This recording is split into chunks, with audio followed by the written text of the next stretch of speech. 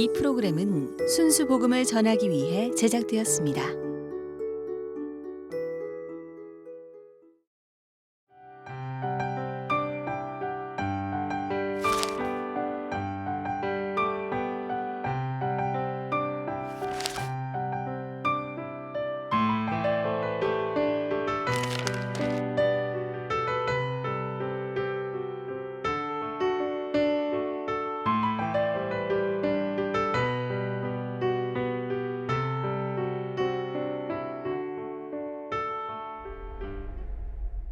그러나 1968년에 점화된 종교인 과세 논란. 종교인 면세는 도덕적 탈세다. 목회자 자진 납세는 선교 차원에서 해결해야 한다. 종교인 과세. 그 득과 실은 무엇인가? 종교인 과세에 대해 논해본다.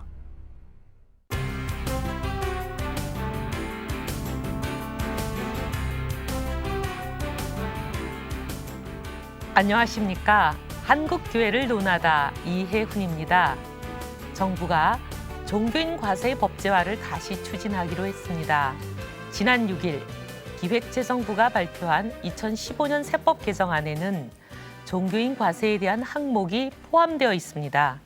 이 개정안이 국회를 통과하면 내년부터 종교인, 즉 목회자지요. 목회자에게도 세금을 부과할 수 있게 됩니다. 아시다시피 종교인 과세에 대한 논란은 어제 오늘 일이 아닙니다. 또 종교인 과세가 종교계와 합의 없이 또 준비 없이 시행이 된다면 여러 가지 문제가 일어날 수 있다. 이런 우려의 목소리도 있습니다. 그래서 오늘은 종교인 과세의 득과 실 두 가지를 모두 짚어보고 한국 교회가 나아가야 될 방향에 대해서 모색하는 시간을 가지려고 합니다. 참 중요한 사안인 만큼 이 토론에 모두가 함께해 주시고 같이 고민해 주시기를 부탁드립니다. 오늘 함께할 패널들을 소개해 올리겠습니다. 실천신학대학교 조성돈 교수님 함께 나와주셨습니다. 감사합니다. 안녕하세요. 네, 그리고 한기총의 세금대책위원장을 지내셨죠. 김진호 장로님 나와주셔서 감사합니다. 감사합니다.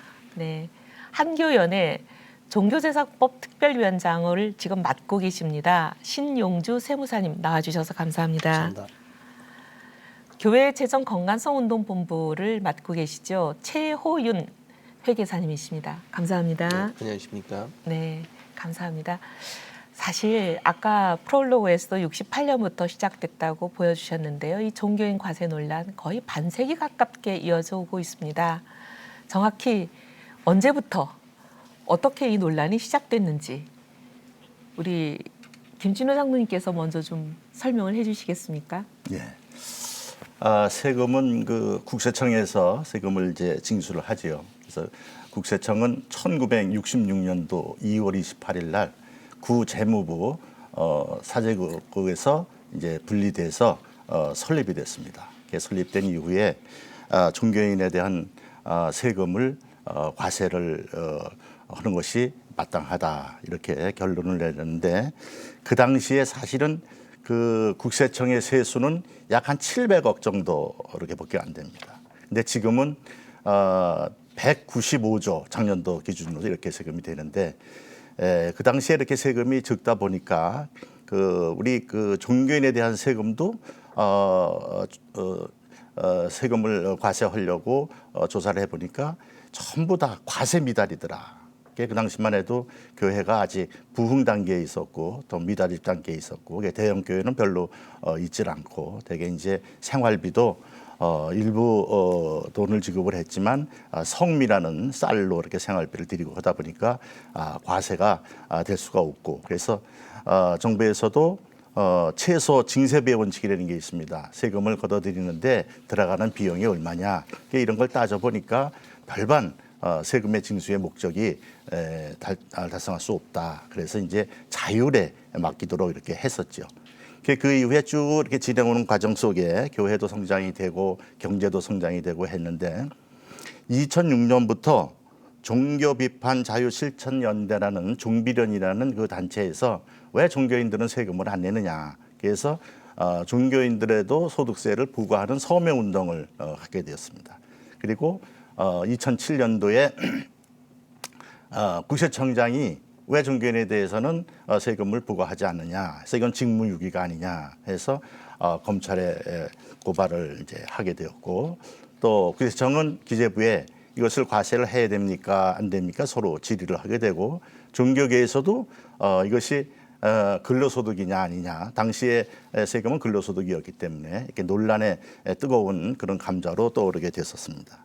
그래서 이제 2013년도 8월 우리 정부에서 세제 개편안을 마련을 하면서 종교인에 대해서도 세금을 과세를 해야 된다. 그래서 소득세법에 보면 기타소득이라는 그러한 세목이 있습니다. 그래서 기타소득의 종류가 25가지인데 그중에서 17번째로 사례비라는 항목이 있어서 그러면 종교인을 사례비로 봐야 되겠다, 그 소득을. 그래서 시행령에다가 세금을 과세하는 걸로 이렇게 해서 사례비의 80%를 필요경비로 인정을 하고 세금을 과세하는데, 종교단체가 상하반기, 반기별로 해서 원천징수해서 세금을 내고 그 다음에 5월 달에 가서 본인이 다시 정산을 해서 세금 신고내는 그런 것을 만들었지요. 이렇게 만들다 보니까 2014년도에 그 만들어놓은 법령에 대해서 많은 논란을 가져왔습니다. 그래서 과연 그 종교인 소득이 사례비가 맞느냐, 또 한 가지는 80%의 필요경비가 너무 많다. 이제 이렇게 해서 이번에 다시 그런 것들을 수정 보완을 해서 새로운 법령이 나오게 되었습니다.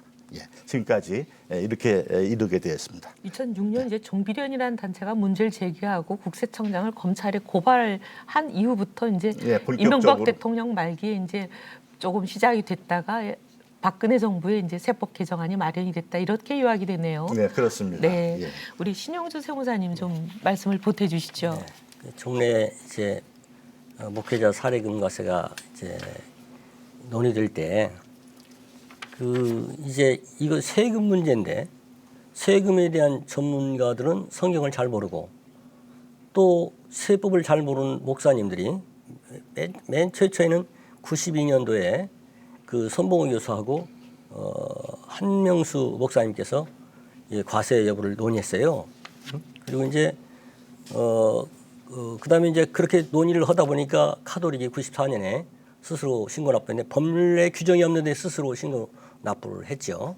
근데 카톨릭 착각을 일으키는 것은 뭐냐면, 법을 새로 만들어도 옛날처럼 법률에 규정 없이 신고 납부는 것과 똑같은 것으로 착각을 일으켰어요. 만약 법률에 들어가면 만약 잘못되어 있으면 조사하고 사찰 권한이 있는데, 종전에는 법률에 규정이 없었기 때문에 조사 사찰을 할 수가 없었죠. 자유가 보장됐죠.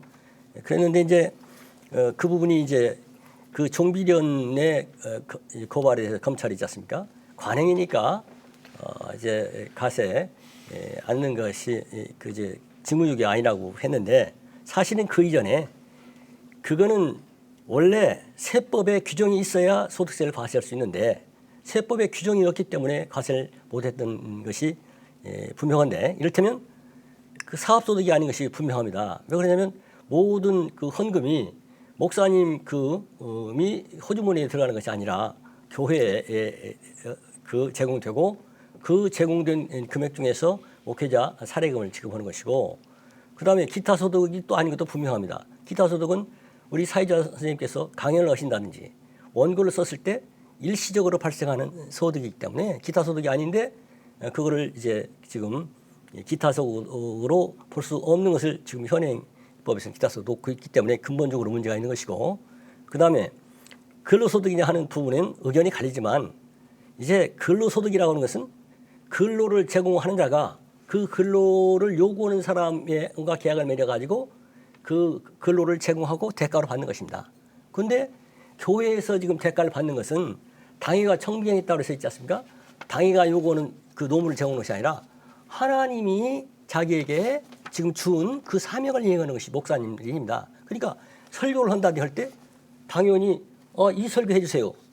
안 되는 겁니다. 이건 하나님이 자기가 그 하라고 하는 그 설교를 해야 되는 것이고, 그 내용대로 해야 하는 것이고, 제자도 길러야 되는 것이고, 전도도 해야 되고. 그러니까 목회자는 하나님에게는 지배복종 관계에 있어서 하나님 쪽에서 보면 근로 관계가 있을지는 모릅니다. 그러나 인간과 인간의 관계에서 근로관계가 있지 않기 때문에 현행사법이 인간과 인간 사이에서 발생하는 근로에 대해서 근로소득을 과세하는 것이니까 그건 전혀 근로소득을 볼 수 없는 것입니다. 그래서 법률상 근거가 없기 때문에 과세 안 했고 설령 그걸 못 받아준다 하더라도 66년 동안 과세를 하는 비과세 관행이 계속 반복됐기 때문에 그 비과세 관행이 법률로 인정된다고 봤는데 이제 그거를 지금 그러니까 비과세 관행이 법률이기 때문에 법률로 개정하는데 시행령부터 집어넣고 그다음에 이제 여러 가지 비판하니까 지금 문제가 있는데 현재도 많은 문제를 갖고 있습니다. 왜 그러냐면 80% 공제하는 그거를 차등두어서 좋은데 이제 근로소득자들이 보니까 너무 세금 안 내지 않느냐. 네. 이렇게 이제 오랫동안 뭐 반세기 가까이 논란이 되어 왔다. 이 얘기는 이제 거꾸로 뒤집어 보면은 그만큼 입장이 찬반이 첨예하게 대립했다. 이런 얘기가 될 텐데요. 여기 계신 네 분의 찬성 반대 종교인 과세에 대한 입장부터 한번 들어보는 게 어떨까 싶습니다. 우리 조성동 교수님 어떤 입장이십니까? 예, 저는 이게 법제가 꼭 필요하다고 생각합니다. 네. 그러니까 우리 이제 기독교적인 입장에서 볼 때에 피할 수 없는 길이다. 예, 지금 논의된 것처럼 뭐 20년, 10년 이렇게 급하게 이야기했던 것들이 있는데 결국 정부에서 하겠다는 의지는 확고한 것 같습니다. 그리고 또 하나 우리가 이제 생각해야 될 것은 좀 전에 말씀해 주신 것처럼 천주교는 벌써 선언을 일찍 했고요. 불교도 조계종에서 이미 납세하겠다고 선언을 했어요. 근데 양쪽 다 세금을 낼 정도로 종교인들이 받지는 않습니다. 네, 그러니까 제가 알기는 아마 천주교 같은 경우는 사제들 같은 경우는 100만 원도 안 되는 정도의 그 사례를 받는 상황에서 세금을 내야 될 부분이 분명히 없습니다. 하지만 이미 선언을 해놨기 때문에 거기에 대해서 저쪽은 세금 낸다라는 이야기가 벌써 충분히 인식이 된 상태고 그렇게 봤을 때 결국 다른 종교에서 우리를 도와주지는 않을 거고요. 결국 이렇게 된 것은 개신교 혼자 이 싸움을 진행해야 된다라는 거죠. 그렇게 할 때 이걸 얼마나 더 버틸 수 있겠느냐. 지금 10년 이상 이렇게 끌었는데 결국 남은 건 뭐냐? 세금 내야 되는 건 마찬가지일 거고 결국 개신교만 세금 안 내겠다고 버티고 있는 종교로밖에 안 보여지는 것. 그러면 결국 일반적인 시민들 입장에서 이건 배척당할 수밖에 없는 그러한 구조를 좀 만든 것 같아요. 그리고 복지국가가 되면서 점점 세금은 늘어나는 거 아니겠습니까? 분명히 내야 될 부분들이 있어야 될 것 같은데 그 부분이 우리가 과연 끝까지 이렇게 버틸 수 있을까? 그러다가 끝내 이렇게 끌려가다가 어떻게 보면 우리가 생각하지 못한 불이익을 당할 수 있지 않을까? 이런 걱정도 저는 상당히 많이 되고 있고요. 그런 면에서는 교단이 좀 나서야 될 것 같습니다. 특별히 지금 작은 교회 목회자들 같은 경우는 지금 사례도 없는 그런 상황에서 오히려 국가의 도움이 더 필요한데 그런 부분도 좀 오히려 해결이 될 수 있지 않을까 하는 기대를 갖습니다. 네, 김진우 상무님 어떤 입장이십니까? 지금 종교계에서 입장은 이제 여러 가지 입장이 좀 나오고 있어요. 그래서 이제 반대하는 입장에서는 지금까지 비과세 관행이 있었기 때문에 자율에 맡겨둬야 된다. 그리고 또 법제화를 만들었을 때에는 그로 인해서 구속이 되고 또 과세권 남용으로 인해서 또 종교가 위축을 당할 수도 있고 이제 이런 여러 가지 이유로 인해서 반대를 이제 하고 있고 또 일반 시민에서는 당연히 국민으로서 납부를 해야 되지 않냐 이런 의견을 갖고 있고 또 이 성도들도 당연히 납부해야 한다는 성도도 있고 또 어떤 성도는 내가 세금 다 낸 거 가지고 헌금한 거기 때문에 또 세금 낼 필요가 있냐. 내가 조세 이론적으로는 사실은 맞지는 않는 얘기지만 그렇게 해서 또 반대를 하는 사람도 있고 그러나 저 같은 경우에는 그 법제화가 돼야 된다고 이렇게 생각을 합니다. 왜 그러냐면 세금이라는 것은 강제징수이기 때문에 법으로 정해야 된다. 그래서 누가 무엇을 어떻게 이렇게 내야 된다 하는 것을 해야 되는데 법으로 정했는데도 일반 사회에서는 뭐 절세를 하네 탈세를 하네 해서 이렇게 무리를 빚는데 이것을 자율에 놔둔다는 것은 또 하나의 형평성이 맞지 않는 것이다. 그래서 이것은 법으로 정해야 되고요.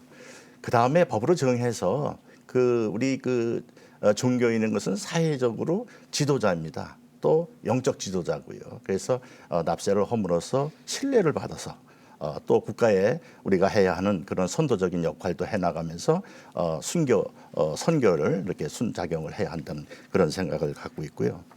그 다음에 이번에 정부에서 법을 이렇게 만드는 것이 꼭 국고 수입적인 면에서 세금을 많이 걷겠다 저는 이렇게 보지는 않습니다. 왜 그러냐면 우리 그 교회 수가 이제 사찰까지 모든 그 종교 수가면 한 11만 개 2011년도 통계지만 이렇게 되고 종교인 수가 23만 이렇게 됩니다. 그런데 이것을 이제 보면 한 그 단체의 그 교회에 평균 한 2명 정도 이렇게 되고 대개 또 과세 미달입니다. 그러다 보니까 세수적인 면에서 세수를 갖다가 많이 징수하겠다 하는 것은 아니고 이것은 이제 과세의 형평성 또 국민적 또 사회적 대통합을 이루겠다 그런 차원에서 이런 것을 하고 있고요. 그다음에 이제 제가 추가로 하나 말씀드리고 싶은 것은 종교인 과세가 마치 종교단체에 다 세금을 과세하는 걸로 생각을 하는데 그건 아니고 이미 종교단체에 대해서는 비과세로 재정적으로 이렇게 지원을 하고 있습니다. 조세로 해서 그래서 부동산을 취득한다든가 처분한다든가 헌금이 들어온다든가 이런 거에 대해서는 전혀 과세하지를 않고 있고요. 다만 거기에 종사하는 종교인의 개인 인컴 개인 수입에 대해서 세금을 일반 국민과 같이 내야 되지 않느냐. 이런 것이기 때문에 마치 종교단체가 다 세금을 내야 되고 이런 것은 아니다. 이것은 이번 기회에 말씀드리고 싶습니다. 네. 우리 신영주 회계사님 의견은 어떠십니까?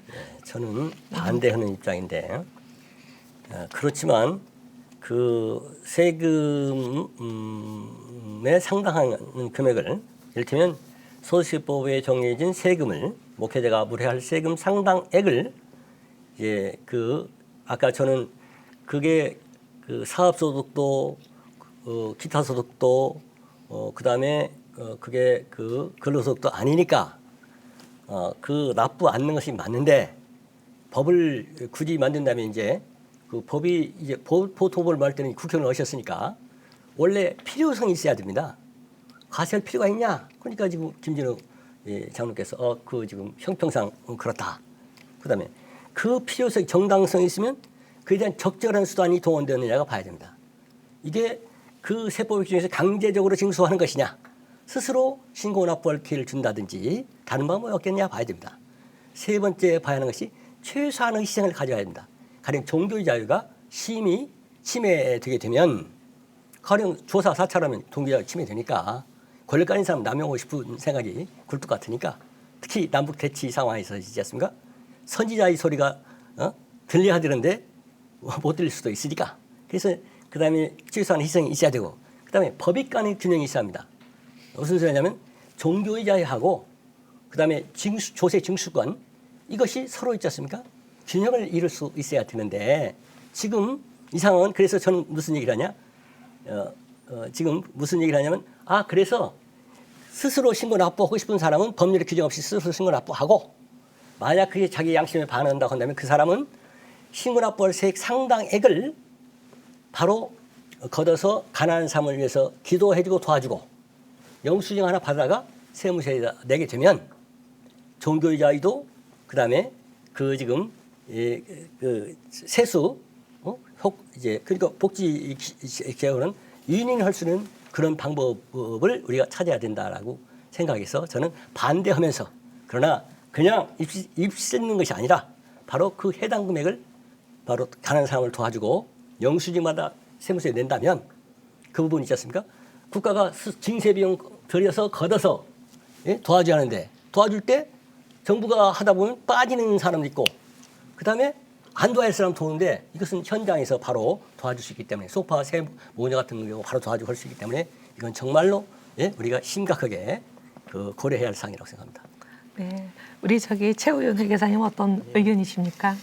저는 반대하면서 찬성합니다. 네. 좀 어떻게 보면 좀 애매하지만은 왜냐하면은 지금 현재 목회자들이 지역교회 소속이 돼서 정기적으로 사역을 하고 정기적으로 또 이 사례비를 받는다 하는 이런 흐름을 보게 된다면은 현행 규정에서 근로소득으로 소득을 분류해서 세금을 내는데 전혀 문제가 없다는 관점입니다. 그 근로라고 하는 부분에 대한 부담 때문에 우리 기독교 내에서 세금을 납부하는 것이 너무 거부감을 가지시는 분들이 많이 계시죠.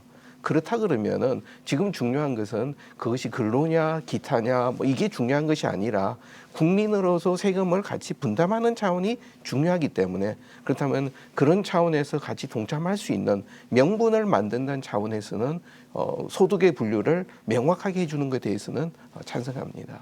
네. 그러면 이제 보면 어떻게 보면은 세 분이 거의 찬성이라고 볼 수 있고 한 분이 좀 반대고 그러긴 하네요. 네. 근데 이제 이 차제에 아까 그 이중과세 얘기가 잠깐 나와서 제가 그건 좀 정리를 이번 기회에 하는 게 좋지 않겠나 하는데 많은 분들이 교회 안에서 목회자가 세금을 내는 거는 성도들이 이미 세금을 낸 돈을 가지고 헌금을 했고 그 헌금을 받는 목회자가 또 세금을 내는 건 이중과세다. 이렇게 오해하시는 분들이 많은 것 같은데 그건 이중과세에 해당되지 않습니다. 예를 들면 대학이 이미 학부모들이 세금을 낸 월급을 가지고 등록금을 냈는데 그 대학이 그러면 등록금을 받았을 때 세금을 안 내냐? 세금을 내거든요. 근데 이중과세라고 보지 않습니다. 그건 이중과세의 개념과 전혀 다른 것이기 때문에 목회자들에게 과세하는 것이 이중과세다라는 것은 틀린 얘기다라는 것을 이번 기회에 좀 잡고 넘어갔으면 좋겠습니다. 이제 이와 같이 여러 의견 찬반이 있는 가운데 종교인 과세를 19대 국회에서 이제 결론을 내자. 사실 19대 국회는 앞으로 8개월 정도밖에 남지 않았습니다. 그런 여론이 일고 있습니다. 아주 짧은 시간 안에 결론을 내자 이런 얘기인 거죠. 종교인 과세 만약에 시행이 된다면 득은 무엇이고 실은 무엇인지 짚어봐야 될 것 같습니다. 법제화가 된다면 또 시행하기 전에 우리가 보완해야 될 사항들이 무엇이 있을지 짚어보는 것이 좋지 않을까 합니다. 우리 신용주 세무사님께서 먼저 좀 짚어보실까요? 네, 한마디로 말하면 소탐대실입니다. 왜 그러냐면 이제 지금 그 과세를 한다는 것은 형평이라고 하는 얘기가 형평은 본래 같은 것을 같은 수준으로 하는 것인데 일단은 일반 국민은 세금 무는데 왜 목회자를 안 뭡니까? 라고 얘기를 하는데 원래 그 소득세법에 규정이 있어야 과세하는 것인데 제가 아까 말씀드린 대로 하나님의 명령에 따라서 하나님이 그 기뻐하는 일을 하는 그 목회자들의 그 이제 사역은 근로소득이 아니기 때문에 과세 못 하는 거고 그다음에 아까 기타 소득도 사업소득도 아니라고 분명히 말씀을 드렸습니다. 그러니까 바로 그런 부분을 인간의 요건은 충족시킬 수 있지만 이제 그 하나님이 요구하는 그 수준이 아니고 그다음에 다른 사람들은 이제 일반 사람들은 근로소득에 비해서 너무 과세가 안 되지 않느냐. 그러니까 그건 너무 형평이 어긋났다는 그런 얘기고 그다음에 이거는 세금 부과하면 편하지만 세금을 부과하게 되면 이제 보통은 그렇지 않는데 특히 카톨릭이나 특히 그 앞선 생각을 가진 사람들이 이를테면 정부 권력에 맞지 않는 그런 지금 일을 할 수 있습니다. 그때 저 교회하고 저 목사님이 한번 살펴봐. 그러면 조사하고 사찰을 하게 되면 이건 종교의 자유는 멀리 가버리고 꼭 그분이 한 얘기를 우리가 들어야 되는데 못 듣는 그런 상황이 발생하면 이제 카톨릭도 처음에는 쫙 찬성하다가 제가 저 일을 하니까 우리도 그게 문제가 있구나. 이런 상황이 있기 때문에 종교의 자유가 심히 침해될 그런 염려가 있어서 다른 방도를 그렇게 침해하지 않고 하는 방도를 이제 강구하는 그 싹을 또 잘라버리니까 그래서 이제 몇 가지 실과 득을 있지 않습니까? 저는 보면서 가세 형평이라는 그런 인간적인 욕구를 충족시키는 면이 있지만 아까처럼 지금 그 방법 아니고 한국 교회가 정말 살아날 수 있는 기가 막힌 방도를 강구하는 그런 걸 싹을 잘라버리는 것이고 그다음에 이제 아까 말씀드린 대로 그 근로소득세에 비해서 심히 세부담이 적다는 거 하고 그다음에 이제 종교자유를 심하게 침해할 수 있다 그런 점에서 저는 접근하고 싶습니다. 조성문 교수님 말씀 부탁드립니다. 일단 명분을 살 수 있는 것 같아요. 그러니까 목사들은 세금 안 내는 집단으로 비춰지는 것보다 우리도 국민의 한 사람으로서 세금을 낸다라는 사회적인 명분을 얻는 것이 상당히 중요한 것 같고요. 목사들 입장에서는 이 세금 문제가 꽤 큰 게 뭐냐 하면 결국 여태까지 실질적으로는 목사들이 다들 실업자 상태인 거예요. 어디 가서 내가 무슨 직업이다라고 할 때 내가 역할을 했던 거나 아니면 이런 공식적인 자료에 있어서는 뭐 세금 낸 자료가 하나도 없기 때문에 그런 상태에서 자기가 국민의 한 사람으로서 납세를 하고 그리고 자기의 역할이 어떤 것이다라는 걸 보여준다, 공식적으로 보여준다라는 것도 저는 목사들에게도 상당한 자부심을 줄 수 있다라고 저는 생각을 하고요. 실제적으로 세금이 부과된다고 해도 제가 볼 때는 세금 낼 사람은 그렇게 없습니다. 그러니까 저희가 작년에 이제 목회자 이중직을 하면서 목회자들의 상황을 살펴봤는데 약 67% 정도는 그 사회복지부가 정하는 최저생계비 이하입니다. 그리고 그 법원에서 정하는 최저생계비가 한 240만 원 이렇게 되는데 거기에 못 미치는 사람들이 85%입니다. 그러니까 세금을 낼 사람이 85%는 일단 목회자 중에 빠지는 것이고요. 그리고 제가 이제 뭐 교수 월급 받는 기준으로 볼 때에 한 95%까지는 제가 볼 때는 자기가 세금을 내고도 연말정산하면 다 돌려받을 만한 사람들이지 않을까 싶어요. 근데 5% 정도 목사들 중에 5% 정도가 아마 과세 대상이 될 거고 실질적으로 영향을 받을 거라고 보는데 지금 교계 입장에서는 목사들이 다들 두려움이 있어요. 교인들한테 얘기를 들어보면 다들 세금 때문에 못 살겠다고 그러니까 자기도 세금 내면 크게 이게 뭐 잘못되는 줄 아는 좀 이상한 그 두려움 같은 게 있어요. 근데 제가 볼 때는 정말 한 3-4% 왜냐하면 큰 교회들은 벌써 시스템을 갖춰놓고 세금을 부교육자들까지 다 내고 있는 교회들이 꽤 되거든요. 그러니까 그렇게 많은 영향을 못 줄 것 같아요. 오히려 지금 우리가 초점을 맞춰야 될 부분들은 우리가 마치 전 목회자들이 다 세금을 내야 될 것처럼 생각을 하는데 그게 아니라 그 정도 될 사람들은 얼마 안 된다라는 거 그리고 과세점 밑이 상당히 많다는 것이고요. 이분들의 입장에서는 세금을 내면 여러 가지 그 근로자로서 이게 월급을 받는다라는 것이 증명이 되면 예를 들면 개인적인 대출 같은 것도 지금 안 되고 있거든요. 가장 그 실제적인 건 뭐냐면 예를 들어서 뭐 교회 버스를 차를 산다든가 이럴 때 개인 차를 살 때도 신용 이게 뒷받침이 안 되니까 할부가 안 되는 사람들이 많습니다. 작은 교회 입장에서는 내지는 뭐 자기네들 뭐 실업수당이라든가 교회를 옮기는 게 많아요. 부교육자 같은 경우는 평균 3년밖에 안 됩니다. 계속 교회를 옮겨야 되는 상황이고 그것이 뭐 잘 연결되는 상황도 아니기 때문에 요즘과 같은 상황에서는 오히려 받을 수 있는 정부의 보호나 아니면 사회복지적인 측면에서 받아야 될 것들이 훨씬 더 많다라고 봅니다. 오히려 지금 교수님 말씀을 듣고 보니까 사실 최저생계비 이하면은 오히려 소득세를 내는 그 그룹 안에 편입이 되면 정부에서 근로소득 장려 세제에 의해서 오히려 그 목사님들은 정부에서 지원금을 받으실 수 있는 그런 상황이 되는데 오히려 목사님들한테는 득이 되겠는데요? 예, 저는 뭐 훨씬 그럴 거라고 생각해요. 지금 목사님들이 오히려 말씀드린 성직자라고 생각을 하기 때문에 사회복지 신청을 못 합니다. 목사가 와가지고 이거 신청한다 이게 좀 만약에 근로소득 장려 세제라는 틀 안에 들어오시게 되면 소득세를 내는 걸로 되고 그러면은 그 95%에 해당되는 분들은 오히려 세금을 내는 게 아니라 정부로부터 보조금과 지원금을 받는 대상이 되시는데 좀 놀라운 얘기네요. 근데 이제 많은 분들이 지금 혼돈하고 계시는 게 종교인 과세가 교회가 가지고 있는 시설이나 교회 건물, 재산, 그다음에 교회가 받는 헌금 이런 거에 대해서 지금 세금을 매긴다 이렇게 잘못 생각하시는데 그게 아니라 그건 이미 많은 이제 지원금을 이미 받고 있는 거고 목사님들이 받는 월급에 대해서만 지금 세금을 매기겠다라는 이 이슈를 혼돈하지 않으셔야 될 것 같습니다. 우리 최호윤 회계사님 좀 말씀을 해보시죠. 예, 우리가 이제 득과 실을 따질 때 그럼 득과 실의 판단 기준이 뭐냐? 그래서 경제적인 기준으로만 본다면은 세금만 내는 게 제일 좋고 기타 소득을 하면은 조금 내고 근로소득으로 가면은 훨씬 더 경제적으로 부담이 되죠.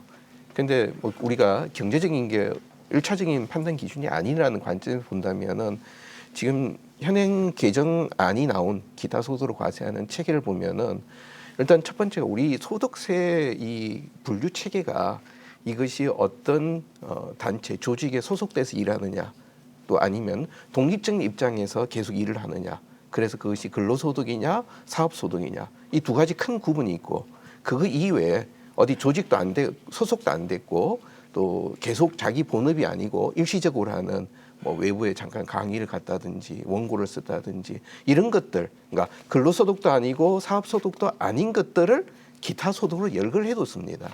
그런데 지금 기타 소득의 한 항목으로 종교소득이라는 항목이 생겨버리면은 이것은 소득의 종류에 따라서 소득을 분류하는 게 아니라 직업의 성격에 따라서 이것을 분류하는 게 돼버리게 되죠. 그러면은 일단 소득세 과세 체계에서 문제가 생기고, 두 번째로는 예를 들어서 나도 좋은 일 한다. 예를 들어서 군인이라든지 공무원, 또 뭐 신학교 교수님도 같은 경우가 되고, 교사도 그렇고, 또 일반 사회 공헌하는 비영리 시민단체 계시면 나도 이거 사회 공헌한다, 우리도 세금 체계 다르게 해달라 요구한다 그럴 때 이 체계에 혼동이 생길 수 있다는 이 부분에서 하나의 문제가 되게 되고, 두 번째는 그렇게 되면은 일반인과 성직의 구분을 개념 체계가 고착화시킬 수 있다. 왜냐? 우리가 뭐 일반인들은 그걸 구분하지 않겠지만 우리가 가지는 신앙 측면에서는 성직은 내가 가진 모든 직업이 다 하나님 앞에서의 부르심에 대한 어떤 반응이라는 관점에서 다 거룩한데, 성직 종교 활동하는 분은 이 부분에 대한 세금을 훨씬 더 차별을 하는 다른 직종으로 가고, 일반인들은 그냥 일반 사업 근로소득으로 가버리게 된다면은 성속을 구분하는 이러한 개념이 우리가 만들어버리는 문제가 된다. 그리고 세 번째로는 현재 이제 그 아까 제 말씀드렸던 그 얘기 따라서 이렇게 기타 소득 중에 종교 소득을 항목으로 나왔을 때 기타 소득의 그 명칭 자체가 근로소득, 사업소득에 해당하지 않는 것이라고 전제를 했기 때문에, 만약 나는 지역교회 소속돼서 매달 정기적으로 사역을 제공하고 일을 하고 급여를 받는다, 사립을 받는다, 그렇기 때문에 나는 근로소득이라고 본인이 판단해버리면은 이것은 기타소득이라는 규정 자체가 갈 게 아니라는 얘기가 돼버리죠. 그러니까 정부의 의지는 성격상 이거를 기타소득으로 보겠다. 근데 세법 규정으로는 근로소득으로 보고, 어떤 분은 근로소득으로 신고하고 어떤 분은 기타소득으로 신고할 때 결국 이 교회 내에서 이런 혼돈이 발생될 수 있다는 거, 이 부분에 이제 큰 부담이 생기는 부분이고, 세 번째는 지금 만약에 이것이 기타소득으로 되지 않는 상태, 우리가 말하는 자발적인 납세, 목회자들이 세금 내라는 것이 명문적으로 없는 상태에 우리가 낸다 그러면은 그거 자체는 우리 스스로 내는 세금인데, 이것이 세금 규정으로 나와 버렸다면은 그러면 이것은 우리가 뭔가 밀려서 어쩔 수 없이, 그러니까 처음부터 세금 내기 싫어했는데 규정이 나오니까 어쩔 수 없이 낸다는, 그러니까 자발적인 납세에 대한 의미가 죽어버린다는 게 이제 또 하나의 애로사항이 되고, 또 하나는 이거 자체가 근로소득 일반 근로자와 비교해서 세금 부담이 현저히 낮으니까 결국 세금을 내면서도 뭐 저거밖에 안 내느냐, 이런 비판을 또 받을 수 있는 게 저희한테는 좀 어떤 안 좋은 점이라고 보입니다. 그런데 이제 그렇다 하더라도 이 기타소득 규정이 나온다면은 그동안에 목회자가 규정이 없어서 세금 못 낸다 하는 분들이 세금 낼 수 있는 명분도 되고, 또 근로소득에 대한 거부감 가지신 분도 여기에 대해서 같이 참여할 수 있다는 점, 그 점에서는 아주 크게 의미가 있다고 보입니다. 근데 이 방송을 보시는 분들이 많이 궁금해하실 것 같아요. 우리나라는 이렇게 논란인데 그러면 서구의 많은 국가들이 기독교 국가 아닙니까? 뭐 OECD 국가들이 대부분 그런데요. 그럼 다른 나라는 이 과세를 합니까, 안 합니까? 다른 나라에서는 세금을 내는데 뭐 아주 재미있는 경우가, 미국 같은 경우는 목회자 종교인들이 자영업자로 분류가 됩니다. 그래서 자영업자로 사업소득으로 이걸 신고하고 있고요. 독일 같은 경우는 모든 이제 종교인세를 납부하고 성직자들이 공무원 같은 개념으로, 공무원들이 받는 급여의 개념으로 세금을 납부하고 있고요. 캐나다나 일본 같은 경우는 그냥 일반 개인하고 동일한 차원에서 개인 소득세를 지금 납부하고 있습니다. OECD 국가들 중에 이 종교인 과세가 안 되고 있는 나라는 어떤 나라가 있습니까? 거기까지는 제가 조사를 못했습니다. 필리핀은 OECD가 아니니까. 아니니까, 예. 제가 알기로는 OECD 국가 중에서 우리나라만 종교인 과세를 안 하고 있다고 알고 있어서 혹시 사실 확인을 하려고 여쭤봤습니다. 네, 이제 이렇게 종교인 과세가 이제 시행이 됐을 때 열심히 어려운 환경 속에서도 이제 그 사역하시는 우리 미사립교회 어려운 분들에 대해서 어떻게 하느냐, 많은 그런 걱정들을 하시는데, 아까 이제 우리 조성동 교수님 말씀하시는 데서 어느 정도 해결이 될 것 같아요. 95%가 다 최저소득 이하인 그런 상태라면 오히려 뭐 만약에 이제 근로소득 안에 편입이 된다면 지원금을 받을 수 있는 그런 상태가 되고 만약 근로소득 안에 편입이 안 된다 하더라도 면세점이 되기 때문에 그럴 필요가 세금 내시는 대상이 아니기 때문에 세금으로 인해서 특별히 더 추가적으로 어려워질 것은 없다. 이런 답변을 조성동 교수님께서 주셨네요. 그렇다면 이제 앞으로 한국 교회는 종교인 과세에 대해서 이제 어떻게 대응해야 되느냐 이런 문제를 좀 논의해 보는 게 좋을 것 같습니다. 누가 좀 말씀을 먼저 시작해 주시겠습니까? 우리 신용주 네, 제가 하겠습니다. 예. 네. 민법의 상화라는 말이 있습니다. 네. 이제 민법에는 매매나 교환이나 네. 거래에 관한 내용이 있고 그다음에 친족상속, 가정관계, 결혼이라든지 이런 그 두 내용이 있는데 민법상의 거래관계는 자꾸 발전해서 상법과 유사한 상태가 되는 것이고 다만 이제 친족관계는 상법을 적용할 수 없으니까 한계가 있는 겁니다.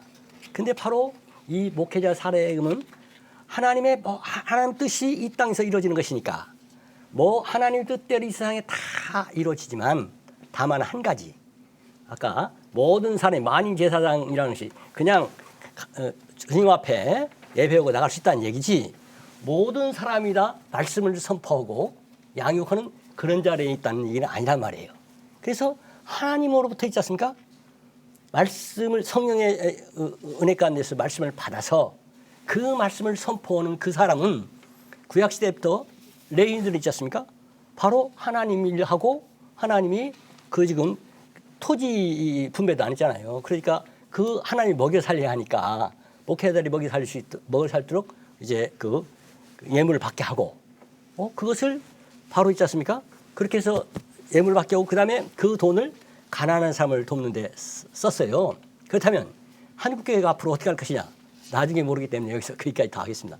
지금 한국교회가 나갈 것은 뭐냐면 만약 입법화하면 지금 카톨릭이 크게 착각을 일으킨 것이 바로 법에 들어오면 바로 조사 사찰권이 있기 때문에 막바로 종교 단체 내에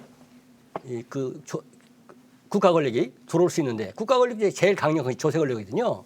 그러니까 그 부분은 전혀 다르다는 것을 먼저 이해해야 되고 그래서 앞으로 한국교회가 어떻게 봐야 하냐면 모든 목회자는 법률의 규정 없이 각자가 스스로 신고 납부하든지 그것은 이제 서로 MOU 개괄처럼 어떤 기준을 주면 될 거예요. 그렇지 않으면 그거 내기 싫은 사람은 자기 월급의 그 세금 해당액을 가난한 사람을 도와주고 영수증 갖다 내면 국가는 이제 좀 속된 얘기지만 코 안 풀고 손 안 대고 코 푼 격이 됐단 말이다. 그러면 이게 무슨 의미가 있느냐? 목회자들이 하나님의 뜻에 맞게 지금 자기 스스로 먼저 예수님처럼 가서 가난한 사람 도와주고 기도해주고 격려해주고 이렇게 되면 한국교회가 있지 않습니까? 탈세 여러 가지 문제가 있던 것이 바로 우리 목회자가 바로 가난한 사람을 돕고 자기 그 호주머니 털어서 하고 그다음에 부목사 따라가고 그다음에 성도들이 재산이 내 것이 아니라 하나님 소유인데 내가 이 땅에 살 때 있지 않습니까? 필요한 걸 주고 그 나머지는 가난한 사람을 도와야 한다고 하는 그 문제가 확산될 때 선한 사마리아 운동까지 연결될 때 우리 지금 노인들이 있지 않습니까? 600만 원이나 발생한다고 하는데 앞으로 그 노인들 아무 대책 없는 노인들이 너무 많단 말이죠. 교회가 목사님 먼저 모범 보이면서 도와주고 그다음에 그 성도들이 뒤따라가고 이렇게 될 때 저는 이스라엘 있지 않습니까? 어려우니까 아수르하고 바벨론하고 이집트로 왔다 갔다 하면서 하다가 바벨론 70년 그 포로로 갔는데 우리가 만약 목회자들이 제일 편하기 어려운 그 목회자들이 하나님의 사람으로 온전히 편하게 될 때 우리는 열방 중에서 미국, 일본, 중국 어느 세력에 의존하지 않고 하나님만 의지하고 남북 통일도 이루고 정말 하나님 기뻐하는 그런 나라가 되라고 생각되기 때문에 저는 이 부분을 짰습니까? 정말 우리 목회자들이 찬성과 반대하는 사람들이 나를 세면서라도 서로 논의하면서 어떻게 이것을 현실화시킬 것인가 이래야 된다고 생각이 듭니다.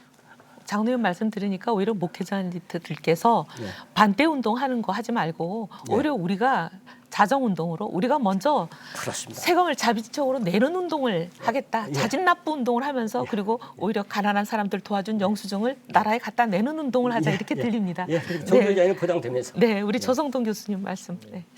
그 목회자를 너무 세상과 동떨어진 사람으로 보는 것도 문제가 있는 것 같아요. 그러니까 국민이니까 소득이 있고 세금 내겠다 이런 아주 간단한 논리고 목회자들을 성직자로 우리가 생각을 하지만 세상도 동일하게 그렇게 볼 것이냐 이건 또 다른 문제일 것 같아요.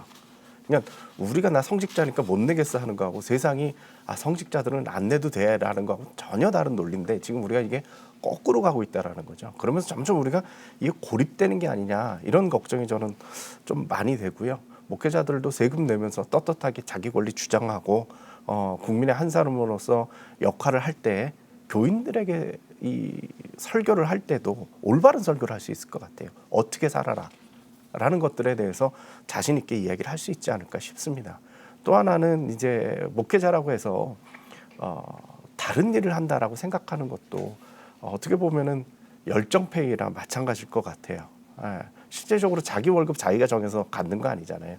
교회 구조가 있는데 그런 것들을 생각해 보면 오히려 세금 내면서 연금이라든가 의료보험이라든가 이런 교회에서 채워줘야 될 부분들을 채워주면서 목회자들이 역할을 할 수 있도록 만들어주면 좋겠습니다. 네, 우리 최우현생 목사님. 예. 첫 번째는 이제 세금을 내면은 그 교회에 자꾸 국가가 간섭하는 것에 대한 우리가 부담을 많이 가지게 됩니다. 그런데 국가가 간섭하려고 했다면은 이 세금 문제가 아니라 교회가 기부금을 영수증 발행해주고 증여세 면제해주는 것 때문에 이미 국가 하려면 언제든지 조사하고 들어올 수 있는 상황입니다. 그래서 세금을 낸다 안 낸다는 것 때문에 우리가 그걸 두려워할 부분은 첫 번째 아니고 두 번째는 그거보다는 우리가 더 투명하게 교회가 하는 일들을 잘 세상에 알도록 알리는 것이 먼저 필요하겠다 하는 점이고 두 번째는 지금 말씀하신 것 같은 거지만은 목회자가 뿐만 아니라 우리 모두가 이중적인 고용 관계다. 하나는 하나님에게 고용이 돼 있고 누구나 다 또 하나는 이 땅의 조직에서 이 땅의 질서 때문에 이 땅의 조직에 그 고용이 돼 있다. 그렇다 그러면은 하나님에 대해서는 개인적인 차원에서 가치관으로 반응하지만 이 땅의 질서는 존중을 하는 것 자체가 바로 하나님 나라 질서를 세워가는 과정이기 때문에 이 땅에서 얘기되고 있는 부분들에 대해서는 우리가 충분히 이해해 가야 된다.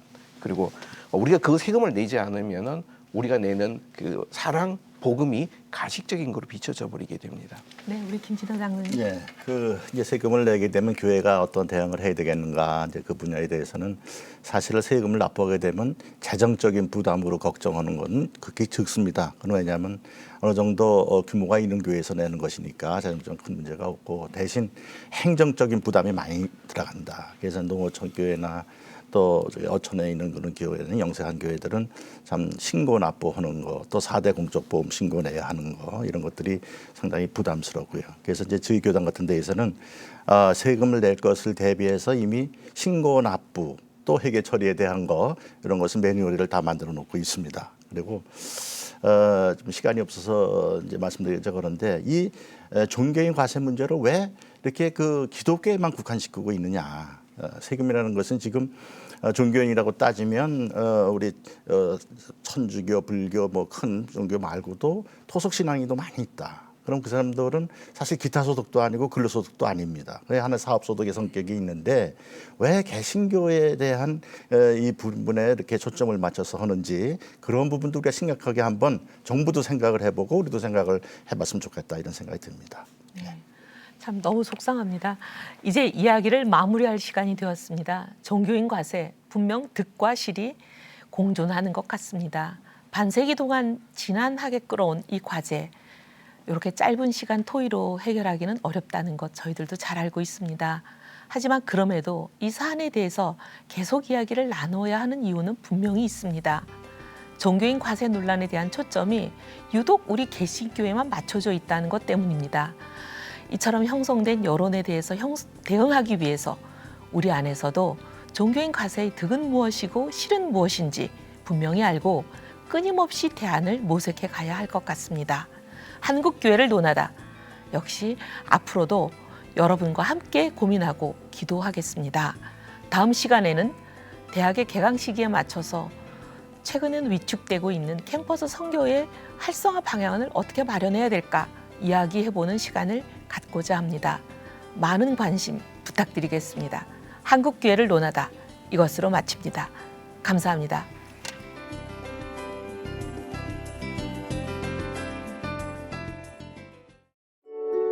이 방송을 보시고 영상선교에 참여하실 분은 ARS 060-800-1111번을 눌러주세요.